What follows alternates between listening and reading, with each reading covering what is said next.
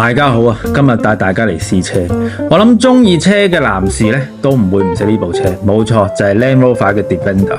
咁啊，近排引入咗嚟英國呢部車就巴閉啦，佢就係 Twisted Automotive 嘅一個著名改裝車嘅公司，本身就喺英國嘅，近排引入嚟日本，咁今日就試下揸呢一架車。咁大家可以睇到啦，外殼咧就絕對係經典 Defender 嗰個樣，但係內裏咧全部都係全新打造嘅。咁基本上呢架車除咗個殼係舊嘅之外咧，入邊所有嘅嘢，包括 engine 啊或者啲避震系統，冚唪唥都係全新改裝。咁啊，大家亦都可以望到內籠咧係非常之靚嘅，尤其是啲天窗位啊，本身架車都係冇，都係後期改裝出嚟。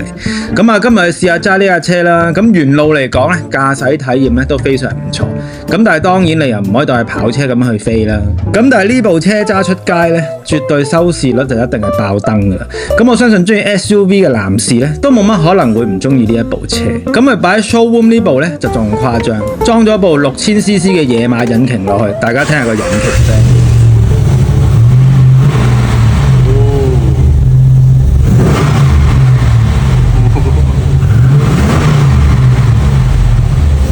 所以如果都係中意 SUV 嘅你又會買邊一部 SUV 呢？係呢部啊，定係 Benz G-Class 或者係 Jeep 呢？不妨留言話俾我聽，同埋大家可以估下呢部車而家喺日本賣緊幾多錢。但係總括嚟講啦，有閒錢就整翻部，最緊要2襯3啊嘛。多謝各位。